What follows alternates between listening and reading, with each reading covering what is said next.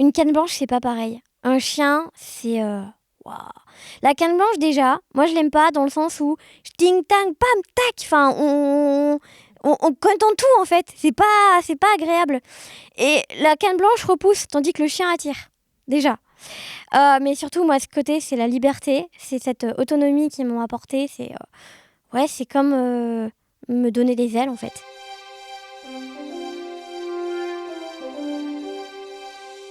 Handicap et cinéma, c'est le podcast cinéma qui parle de handicap et de chiens d'assistance. Qu'est-ce que tu fous là, toi? Tu n'es pas handicapé? Si, je veux pas handicapé. Bah, vous n'aurez pas. Je vous signale que moi j'ai pas de moteur. Ah bah fallait être tétra, faut pas faire les choses à moitié.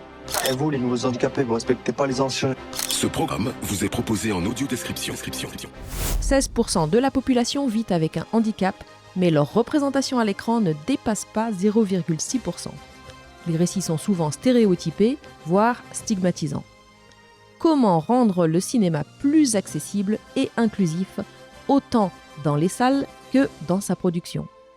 Je suis Géraldine Blanchet, intervenante cinéma spécialisée en responsabilité sociétale et environnementale. Je suis animatrice accréditée de la fresque du film et avec Planète Projet, j'œuvre pour un cinéma plus engagé.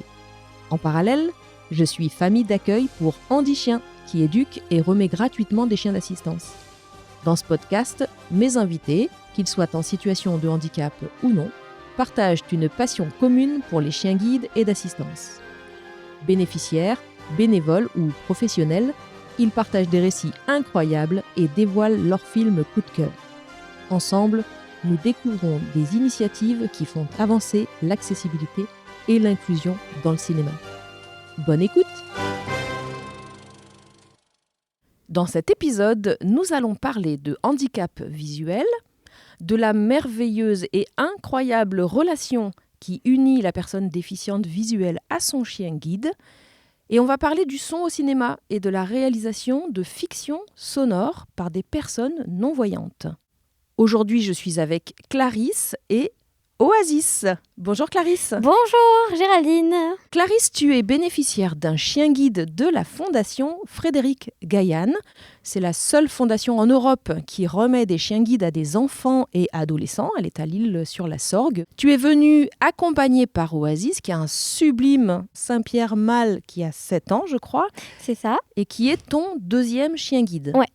Tu assures parfois quelques missions de remplacement en tant qu'agent d'accueil à la Fondation et tu y es aussi bénévole.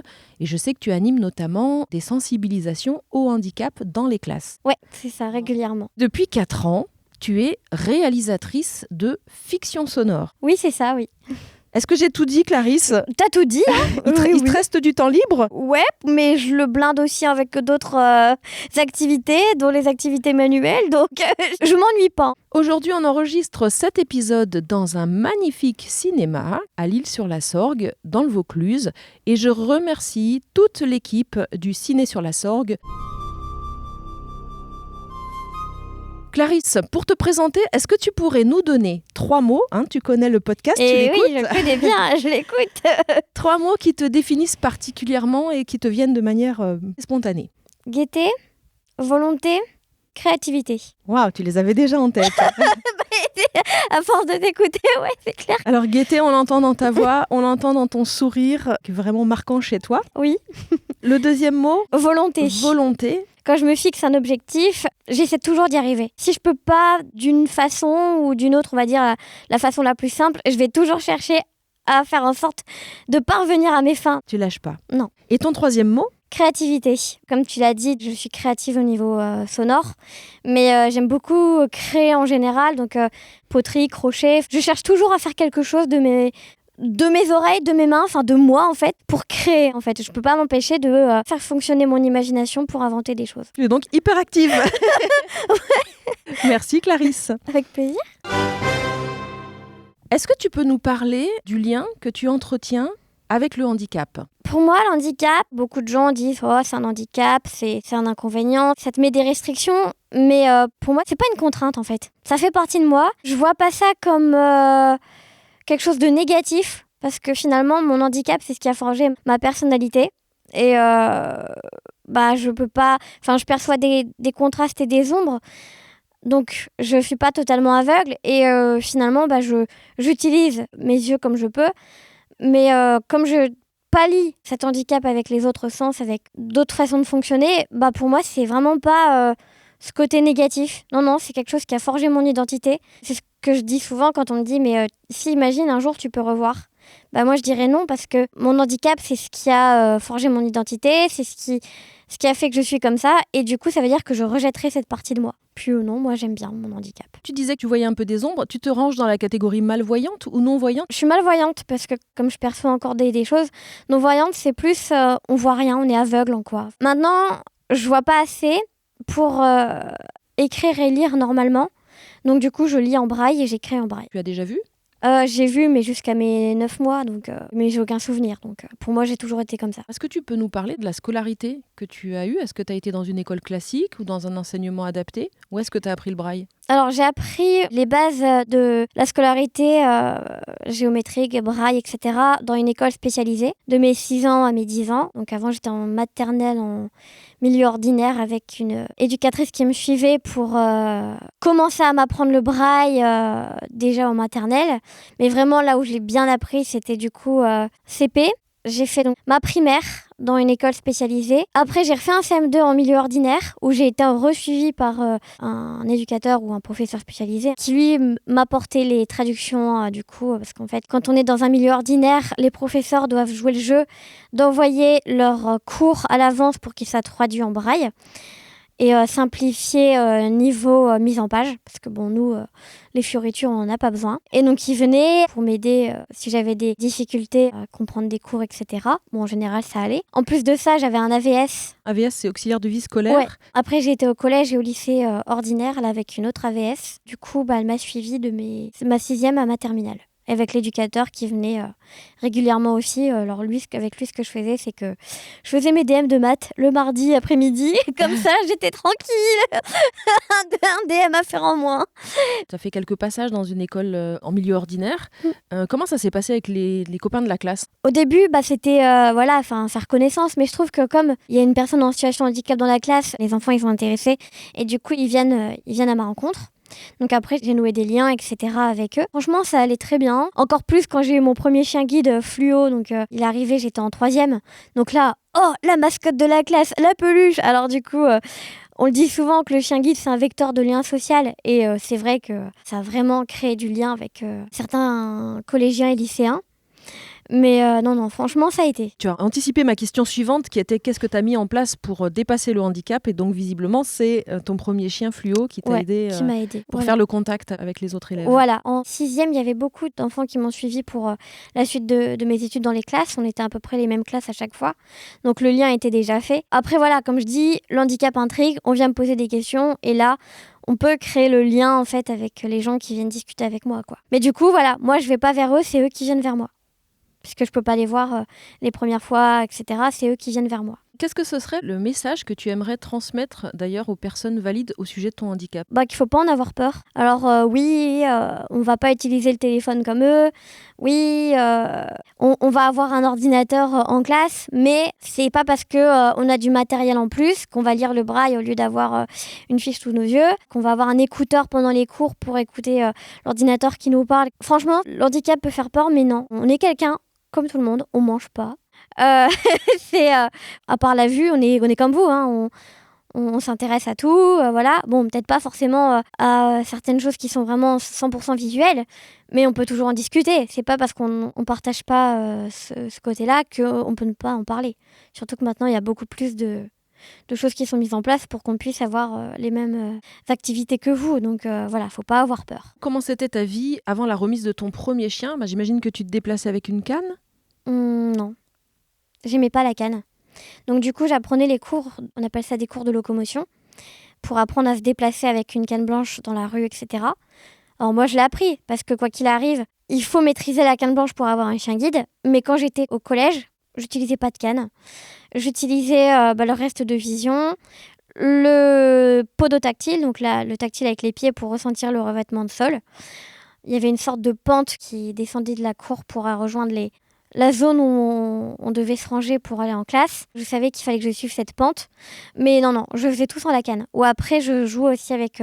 c'est encore le cas, mais à l'époque, je faisais vraiment que ça. Avec le sens des masses. Donc, c'est-à-dire que je peux ressentir la présence de bâtiments à proximité. Ou alors, si c'est ouvert, je sens plus d'air sur ma peau.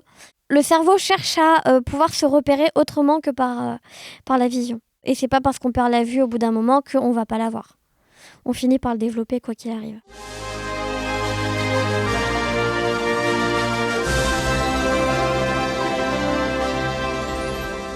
Tu sais que j'écris le podcast Handicap et Cinéma. Le mot handicap, je l'écris en 2 mots avec une apostrophe et un petit clin d'œil à la cape du chien d'assistance et du chien guide. Alors Oasis, pour l'instant, il n'a pas de cape. Il a un harnais qu'on lui a enlevé pour le temps de l'enregistrement. Mais quand il est en détente, ou en tout cas quand il était en famille d'accueil, il portait aussi une cape. Gilet, voilà, un petit gilet. Et j'aime écouter les histoires dingues que ces chiens partagent avec leurs bénéficiaires. Et je suis persuadée qu'elles peuvent inspirer de nouveaux récits et permettre de changer le regard que l'on porte sur le handicap. Alors j'aimerais bien qu'on parle un petit peu d'Oasis, qui est l'autre star de ce podcast aujourd'hui, qui est couché à tes pieds. Tu nous as parlé de ton premier chien en 3e. Qu'est-ce que ça a été le déclic pour toi et comment tu es arrivée à la Fondation Frédéric Gaillan ? Le déclic, c'est que moi déjà de base, je voulais un chien depuis toute petite. Et je crois que j'avais 6 ou 7 ans. À un moment, il y avait une école de chiens guides qui était venue pour faire une intervention dans l'établissement scolaire. Et à l'époque, je demandais, mais quand est-ce qu'on peut avoir un chien ? Il nous dit, pas avant tes 18-21 ans. Quand on a 6 ans, ça fait loin, quoi. On se projette pas si loin quand on est petit. La plupart des associations qui remettent des chiens guides en France attendent la majorité. C'est ça, voilà, à part la Fondation Frédéric Gaillan. Un jour, comme quoi, faut pas tout le temps jeter les publicités dans la poubelle dès qu'on les reçoit. Parce que là, pour le coup, c'était vraiment bien. Ma mère n'a pas jeté, je crois qu'elle a eu je sais pas, mais ouf, heureusement. J'avais 12 ans. Et puis là... je sais pas, mais elle le lit. Pour une fois, elle le lit et elle dit, tiens, il y a Mira Europe à l'époque, qui est maintenant devenue la Fondation, qui vient faire une intervention. Parce que la Fondation s'est appuyée sur Mira, qui était au Canada. Oui, ils ont un partenariat. Voilà, et qui était précurseur en termes de remise de chiens à des enfants. Ouais, à ma connaissance, il n'y a que 2 fondations dans le monde qui remettent des chiens guides aux enfants. Ma mère me dit, écoute, il y a une association qui vient à ton ancienne école pour présenter l'association pour des enfants, pour avoir un chien guide. Je fais, ouais, ça m'intéresse et tout. Donc on y va, j'ai testé le chien qui était de démonstration à l'époque et waouh, ouais, c'était miraculeux, c'était juste magique. Enfin, ouais, c'est ne plus marcher au bras des parents, c'était juste extraordinaire. Coup de là, mes parents ont récupéré le dossier le midi, l'après-midi même, on l'a rempli, on l'a envoyé. Donc là, après, j'ai fait des stages pour découvrir ce qu'était un chien guide vraiment, parce que bon, c'est bien, il marche à nos côtés, mais le chien guide a des avantages, mais aussi des petites contraintes comme s'occuper de lui, donner à manger, le sortir pour l'emmener au besoin, etc. Je m'attendais un peu à ça, donc je confirme que je veux un chien guide après le stage de découverte qui a duré 2 jours. Du coup, j'ai fait ce stage pré-classe qui dure 1 semaine où les éducateurs vont évaluer un peu comment on se débrouille avec la canne blanche et avec le chien au niveau autonomie. Redis-moi quel âge tu avais à ce moment-là ? 13 ans quand j'ai fait les stages. Ouais.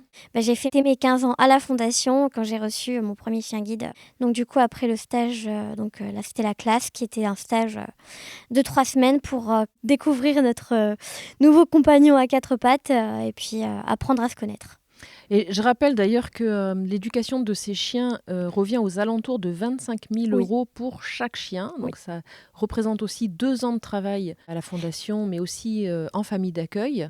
Qu'est-ce que c'est que la plus grande qualité de ton chien et qu'est-ce qu'il t'apporte d'irremplaçable ? L'irremplaçable, c'est cette liberté.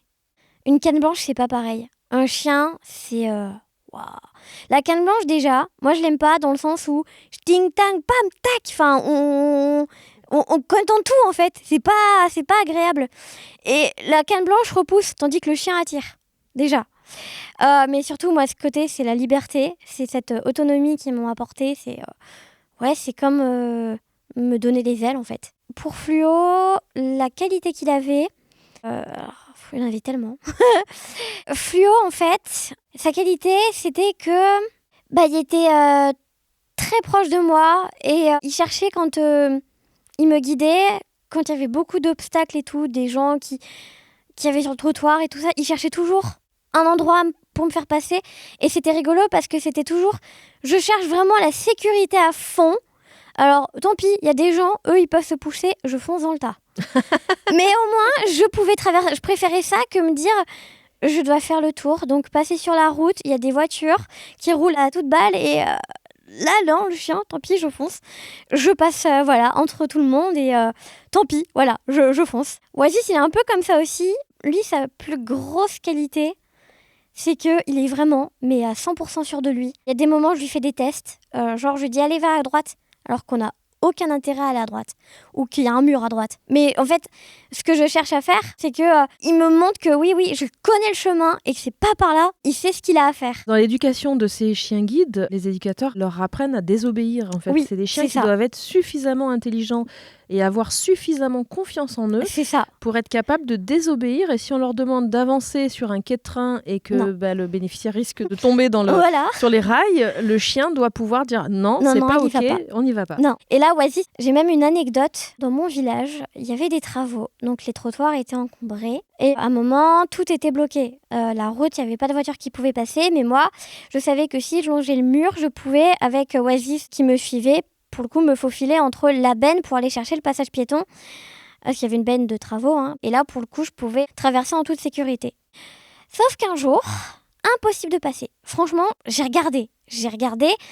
Je pouvais pas passer, il y avait la benne. Alors, comme il n'y avait pas de voiture, que la route elle était barrée, je me suis dit, bon, je vais essayer de suivre les barrières de chantier. Peut-être qu'il y a une ouverture un peu plus loin. Rien. Bon, je dis, je vais tenter un truc. Je reprends Oasis au harnais et je lui dis, en avant. Franchement, je sais pas par où il est passé. Mais il est passé, il m'a emmené au trottoir d'en face. Mais je sais pas par où. Franchement, c'est une question qui restera toujours sans réponse. Mais il a réussi à me faire passer. Ouah, bravo Oasis. Voilà. Donc lui, c'est ça, sa qualité, c'est vraiment qu'il a confiance en lui.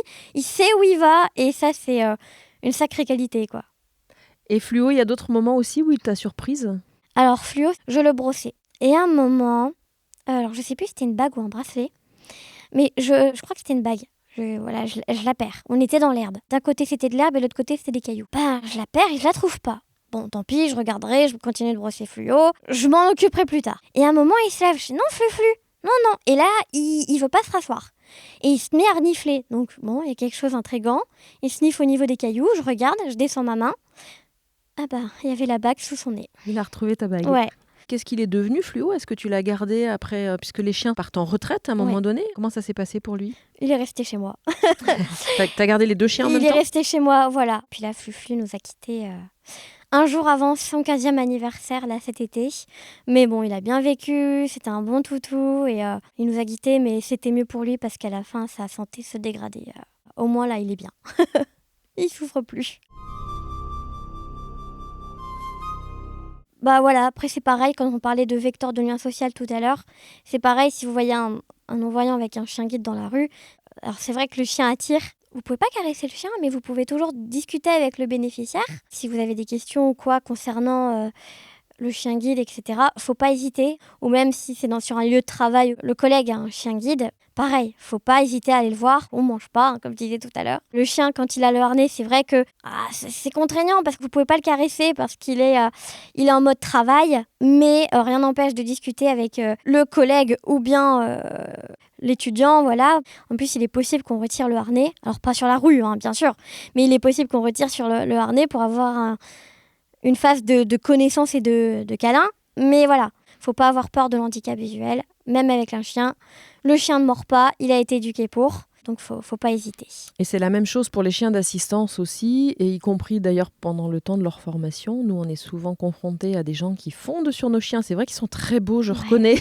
On choisit des chiens aussi qui sont avenants, donc voilà, les gens ont envie de les caresser, et c'est toujours essentiel de demander d'abord à la personne qui est référente du chien l'autorisation, qui des fois est possible, de caresser le chien. Voilà, je rappelle, tous les chiens ne sont pas fans des caresses. C'est ça. Ils ont tous, c'est des êtres vivants, donc ils ont tous leur caractère, et c'est vrai que certains préfèrent les câlins, tandis que d'autres, ils préfèrent être tranquilles, et voilà. Les tiens, ils sont câlins? Ouais, les deux, Fluo comme Oasis, vraiment, ouais, des câlins, youpi. Mais par contre, ils savent que quand ils travaillent, là pour le coup, ce qui est rigolo, ils cherchent pas les câlins. Il y a un moment, je me rappelle, avec Oasis, on était une intervention. Il y avait une dame qui avait tendu la main pour le caresser. Moi, je l'avais pas vu, mais le bénévole qui m'accompagnait me l'avait raconté après. Oasis a vu la main, il s'est reculé, il s'est mis contre moi. Style, non, tu me caresses pas. Non, je travaille. Même lui, il a compris que c'était pas le bon timing. C'est pas le bon moment, je bosse. Ils ont un sens de la responsabilité qui est vraiment étonnant. Fou. C'est affolant. Faudrait qu'on se mette dans leur tête à des moments.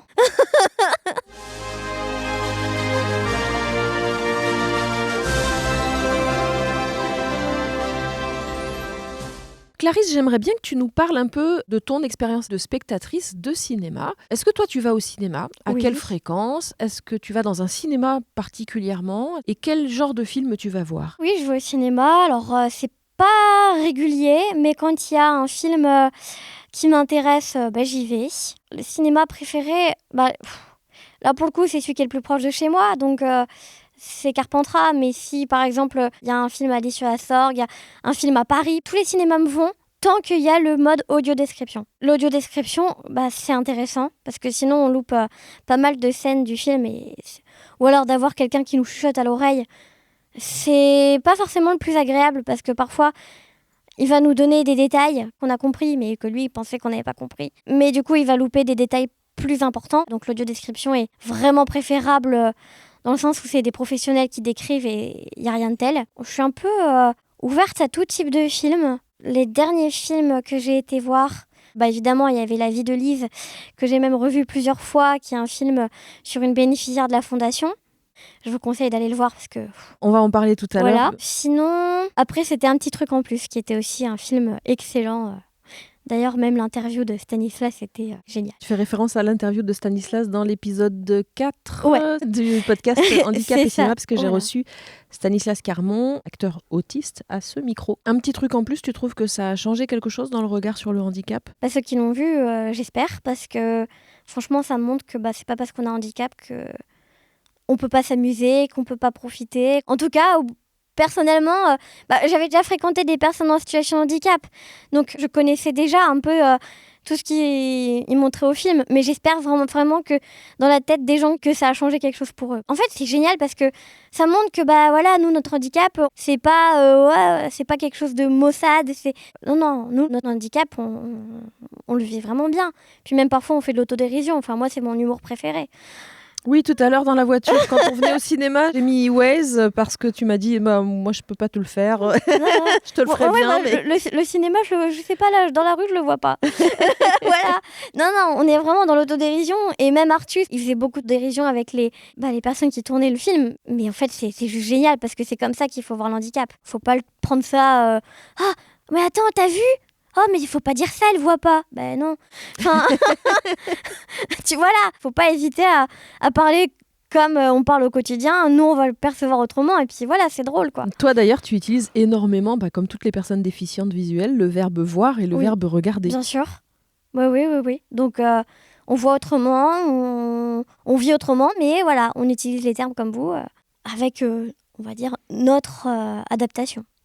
Oasis, il aime le cinéma, il t'accompagne en salle ? Il m'accompagne en salle et il dort. Parfois, il rêve, donc c'est assez rigolo parce qu'il est sous le fauteuil, je sens ses petites pattes bouger. Mais non, lui, c'est en mode tranquille, je dors. Toi, tu utilises quelle application pour accéder au film ? Soit les cinémas sont équipés de boîtiers, ça c'est ce que je préfère. Mais sinon, j'utilise Greta. Pourquoi tu préfères les boîtiers ? Parce que c'est le premier prototype qui a été mis en place pour qu'on puisse avoir l'audio-description. Et du coup, je suis plus habituée à ça. Et puis, si je peux avoir le téléphone au fond du sac et que même éteint ou quoi, ça me coupe vraiment du téléphone, quoi. Le boîtier, il t'est remis par la salle qui a un certain nombre de boîtiers à disposition des personnes non-voyantes. Oui. Et du coup, ça te permet de ne pas devoir charger avant ton téléphone, de pouvoir le mettre complètement que je me coupe vraiment avion. Et je suis vraiment dans le film. Et c'est ce qu'il y a au cinéma Rivoli où tu vas le plus souvent. C'est ça, ouais. Et Greta, c'est une application que tu installes sur ton téléphone qui te permet d'accéder quand la salle n'est pas équipée de boîtier. Oui, c'est ça, ouais. Alors toi, tu fais pas de cinéma, mais en revanche, tu réalises des fictions sonores. Ça m'a quand même impressionné. Quel type d'histoire tu fais et surtout, comment tu t'y prends ? Les types d'histoires, c'est en fonction de mon imagination. La première chose que je dois dire, c'est que mes fictions, je les scénarise pas, j'improvise. Niveau réalisation de l'histoire, il y a peut-être des manques, mais en fait, en plus de créer l'histoire, moi, ce que je cherche surtout à faire, c'est surtout à immerger les gens dans une ambiance. autrement que par la vue, vraiment avec un casque. Le casque, il est vraiment important. On met le casque, les écouteurs dans les oreilles et on écoute l'histoire. Et en fait, ce que j'aime beaucoup, c'est que je fais du binaural. Donc en fait, le binaural, ça va vraiment tourner autour de vous. Le personnage, les mouvements vont tourner autour de vous. Donc on a l'impression, quand on écoute, le mouvement va à l'arrière, va à l'avant, va bien à gauche, à gauche un peu à l'arrière, à droite un peu à l'arrière, ou en haut, en bas. C'est vraiment immersif en fait. Comme si on était au milieu d'une salle et que la scène, elle se déroulait autour de nous. Et moi, c'est quelque chose que je mets vraiment en valeur. Je peux passer des heures à monter une scène en binaural, mais franchement, c'est un point d'honneur que je mets dans mes fictions. On est au milieu, on est inclus. On n'écoute pas, on est inclus en fait dans la scène où on assiste à ce qui se passe autour de nous. Lorsqu'on s'était vu au moment de la projection du film La vie de Lise, je démarrais moi tout juste dans l'univers du podcast et toi tu m'as proposé de l'aide pour monter mes podcasts sur un logiciel que j'utilise aujourd'hui qui s'appelle Reaper, qui est un vrai logiciel de geek, qui est absolument pas intuitif, sur lequel moi j'ai déjà sué à grosses gouttes. Mais alors comment tu fais toi pour l'utiliser ce logiciel ? Ce logiciel, c'est vrai qu'il peut faire peur. D'ailleurs, j'ai fait une petite chanson avec ça. Logiciel qui peut faire peur, et pourtant.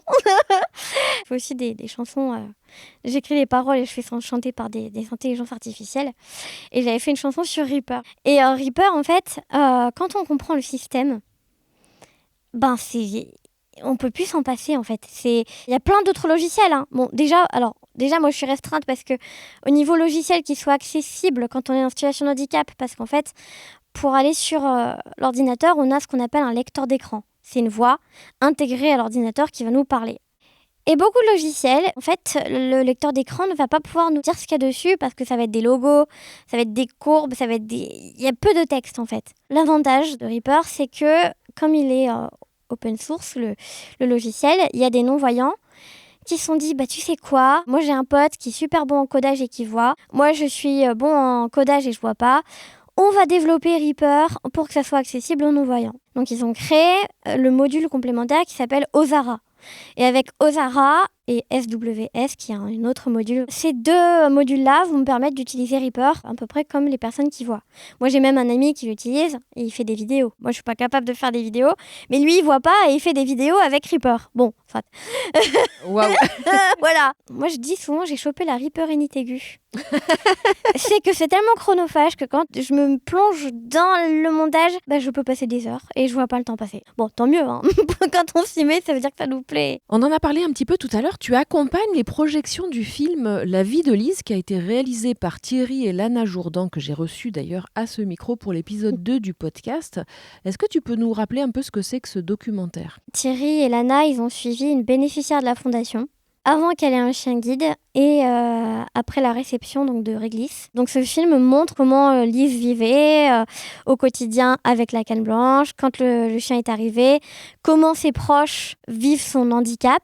Je trouve que c'est vachement intéressant parce qu'on a vraiment les points de vue donc, de ses parents, de son AESH, de sa kiné, d'un ami de famille, de ses sœurs. Et en fait, Lana et Thierry ont fait un super boulot parce que c'est émouvant ce film. Même moi, j'ai encore des petites larmichettes de temps en temps, alors que j'ai l'habitude. Elle et moi, on a beaucoup de points communs, dont justement ce qui a causé notre handicap visuel. On a exactement la même pathologie, donc je m'y retrouve. Mais non, pourtant, en entendant Lise, j'ai les petites larmes de temps en temps dans le film, qui est vraiment émouvant et que je conseille de regarder parce que c'est une autre vision de l'handicap visuel. Ça me montre que c'est la réception du chien, c'est magique, quoi.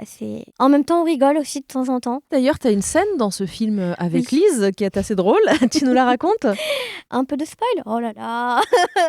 C'est une scène où je discute avec Lise de ses premiers jours avec Réglisse et aussi où je parle d'un moment où on avait refusé mon chien guide dans un magasin. Alors, j'ai tout montré, hein. J'ai une carte maître chien guide parce que faut savoir qu'un chien guide, comme un chien d'assistance, il est autorisé à entrer dans tous les lieux publics. Et d'ailleurs, le refuser, c'est enfreindre la loi, parce que le chien, c'est nos yeux, on ne peut pas s'en séparer. Thierry nous a autorisé à diffuser ce court passage. Il m'a envoyé l'audio description du film. On va l'écouter. Je remercie beaucoup de cet extrait. Lise et Clarisse assises sur un canapé. Depuis que je suis née, on l'a vu à mes 18 mois, donc disons que ma tumeur a eu le temps d'écraser mes nerfs optiques. Ouais. Et du coup... comme l'a dit, j'étais plutôt triste. Quand j'étais plus petite, je me rabaissais à ça. Après, je me dis, c'est la vie, hein, c'est j'ai ça, je vais le vivre avec ça et après ça me dérange plus maintenant, mais disons que j'aurais préféré plutôt être Ouais, le voir. ouais, Ouais. j'ai pas les mots là. Mais bon, t'aurais pas eu ta petite réglisse à tes pieds. C'est sûr. Et à côté de toi en cours. Ça, c'est un bel avantage quand même, hein. Bah, tu verras, mais parfois en classe, elle va dormir. Et quand elle dort, parfois les chiens, ça ronfle. J'imagine bien la scène en pleine évaluation. Ah oui, oui, oui. C'est les seuls qui ont le droit. C'est exactement ça. Je vais enfin pouvoir faire des sorties avec mes amis. Tu vas voir, c'est trop bien. J'ai tellement hâte.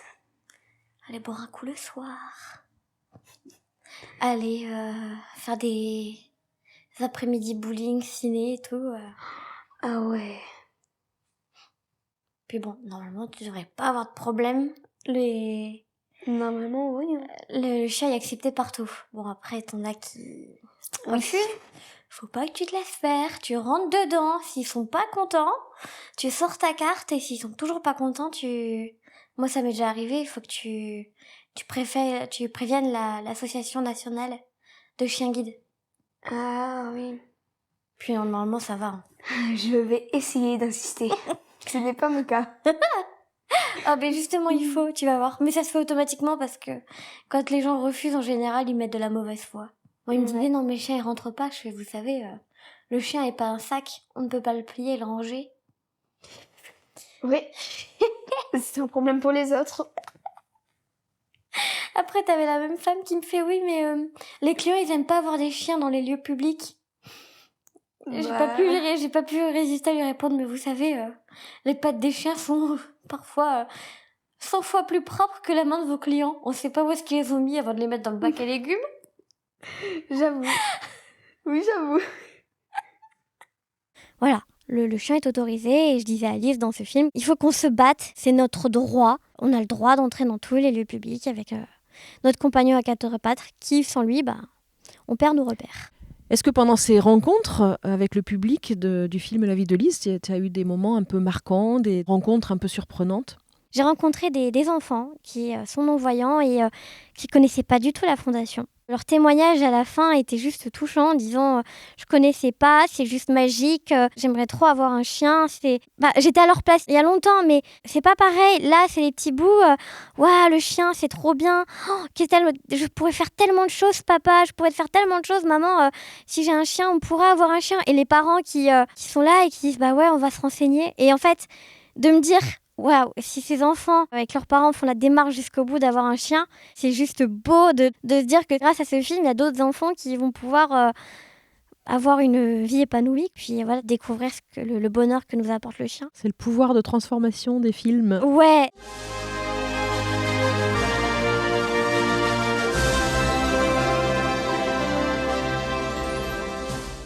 Tu sais que dans chaque épisode de Handicap et Cinéma, je demande à mes invités quel est leur coup de cœur cinéma sur le thème du handicap. Toi, la réponse a fusé tout de suite. Tu m'as parlé du film Rouge comme le ciel. Ah ouais, il est magique. C'est un film italien de Cristiano Bortone qui est inspiré de la vie de Mirko Mencacci, qui est un des ingénieurs son les plus talentueux d'Italie.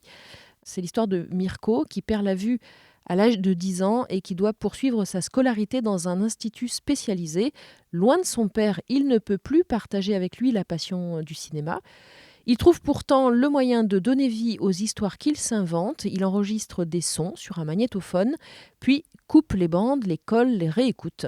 Et l'école est très stricte et n'approuve absolument pas ses expériences et fait tout pour l'en écarter. Mais Mirko, loin de se résigner, va poursuivre sa passion.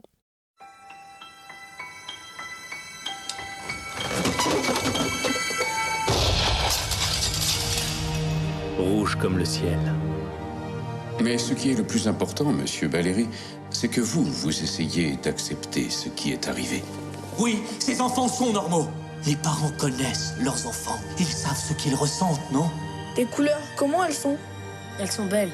Le bleu, c'est comme quand tu es à bicyclette et que tu sens le vent qui te fouette le visage. Je vais te dire un secret. J'ai remarqué que quand les grands musiciens jouent, ils ont les yeux fermés pour écouter la musique plus intensément.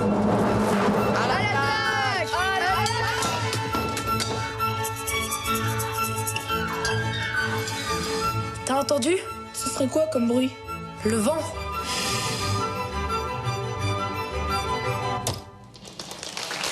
Rien qu'en touchant le visage d'une personne, on peut deviner si elle est laide ou belle. Il faut aussi entendre sa voix. La liberté est un luxe que les aveugles ne peuvent pas se permettre. Nous leur enlevons la plus belle chose qu'ils peuvent posséder à cet âge. Leur rêve. Rouge comme le ciel. Rouge comme le ciel. Rouge comme le ciel. Rouge comme le ciel.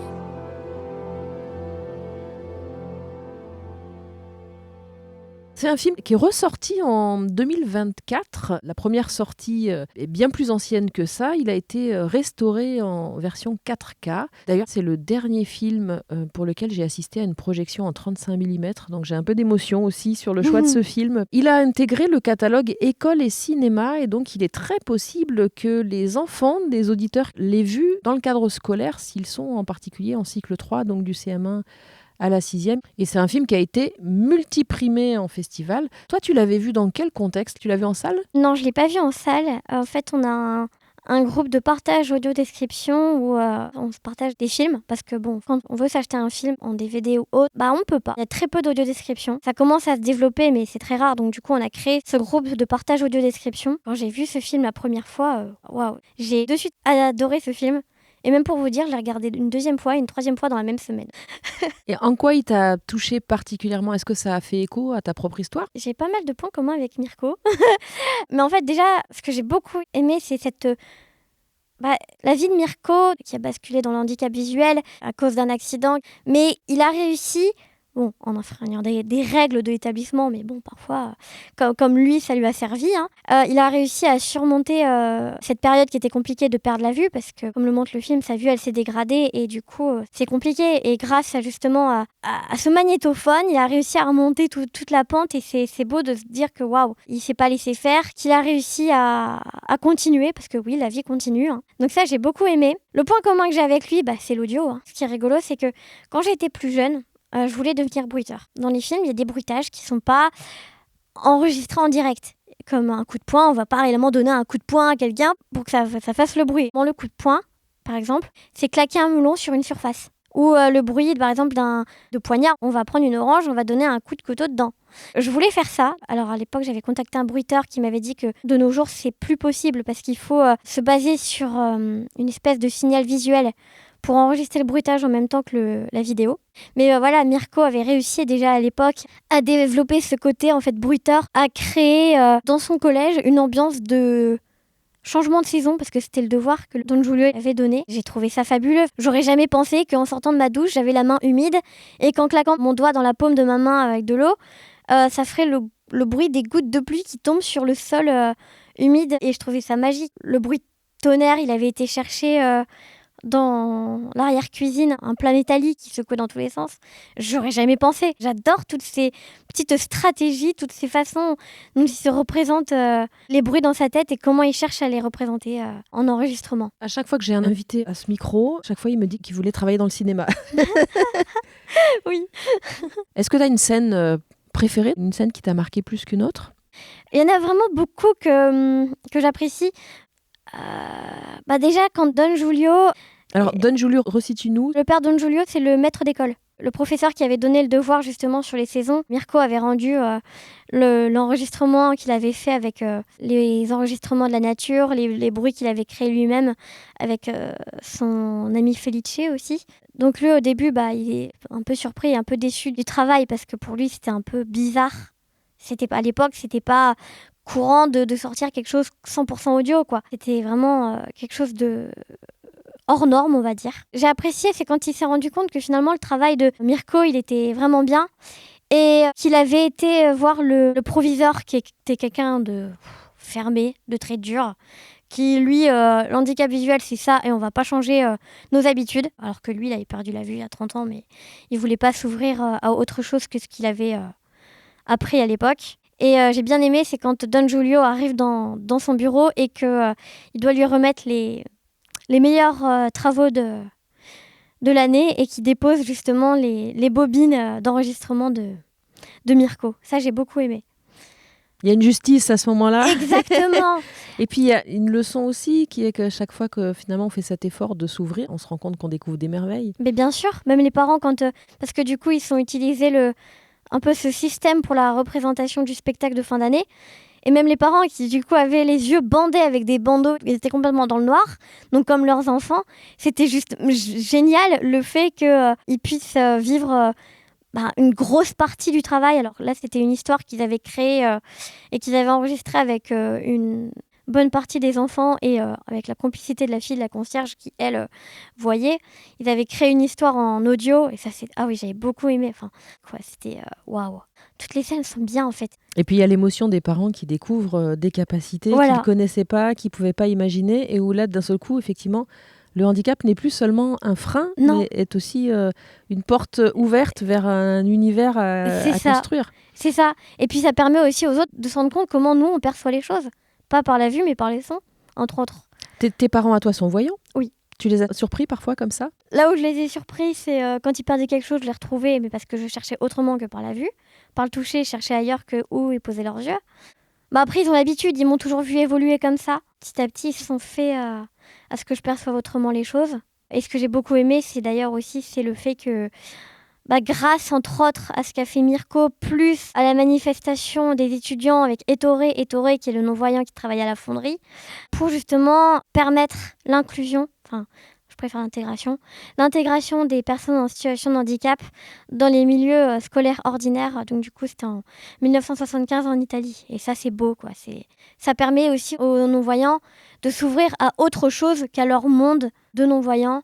Où, comme il disait dans le film, qu'est-ce qu'il peut faire dans la vie quand on est non-voyant ? Rempailleur de chaises, tisserand, standardiste, alors qu'il y a tellement d'autres opportunités. Et d'ailleurs, Mirko l'a montré en étant ingénieur son au cinéma en Italie. Oui, puis plus on développe en fait ces rencontres et ces collaborations. T'en parlais tout à l'heure quand tu parlais de Reaper. C'est parce que d'un seul coup, il y a des personnes non-voyantes qui disent on va s'associer pour créer quelque chose. Et en fait, on trouve les solutions en vrai. Bien sûr.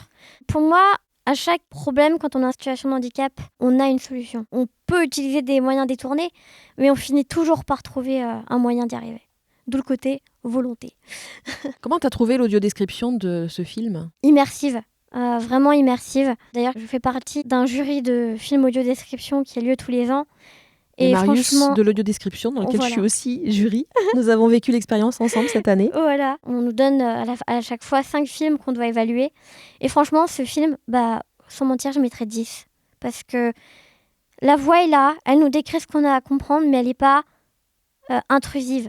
Elle décrit ce qu'il faut au bon moment et elle met de l'émotion quand il faut. Et c'est vraiment parfait, quoi. Et c'est l'association Retour d'Images, qui est un centre de ressources cinéma et handicap, qui a pour activité de programmer des films sur la thématique du handicap pour susciter une réflexion et de conseiller et accompagner aussi les professionnels pour un cinéma accessible à tous. C'est eux qui ont œuvré pour réaliser cette audiodescription. J'ai contacté les Films du Préau, qui est le distributeur du film. Il y a aussi un fichier SME, donc sous-titrage pour les sourds et les malentendants, qui est disponible. Donc ça en fait un film largement accessible à tous les publics. Je trouve que dans le film, il représente bien la façon, on va dire, cliché dont on pensait qu'on était encore il y a quelques années. Le film, il n'est pas si vieux que ça. C'était vraiment la façon dont les voyants, ils avaient une représentation, on va dire, cliché de nous, surtout dans le côté scolaire ou dans le côté apprentissage. En fait, on comprend que non, il n'y a pas de cliché, il n'y a pas de... Et je trouve que ce film, il est beau dans tous les sens du terme, dans tout ce qu'il représente de nous. Même à la fin, j'aime beaucoup, c'est le Colin Maillard avec ses amis qui voyaient, avec qui il avait l'habitude de jouer quand il voyait. Ça, mais j'adore.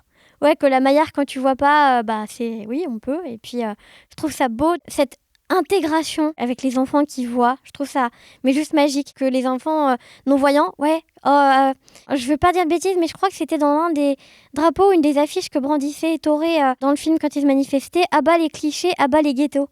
Mais en fait, c'était un peu ça. Quand on était non-voyant à l'époque, on était dans un établissement scolaire, on se mélangeait pas avec les autres. Ce film montre que non, on peut être avec tout le monde et c'est pas parce qu'on est en situation de handicap qu'on doit être isolé. Et surtout, on a tous à y gagner, c'est ça qui est intéressant. Exactement, bien sûr. Tout le monde apprend.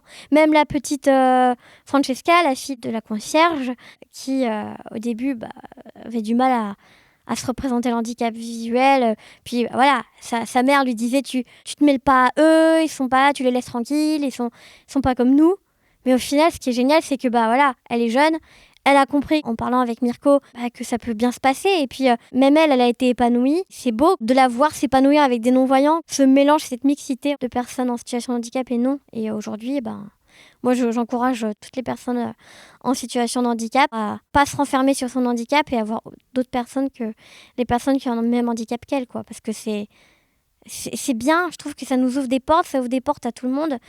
C'est important, je trouve. Aujourd'hui, on utilise le terme inclusion. Perso, j'aime pas ce terme, je préfère intégration.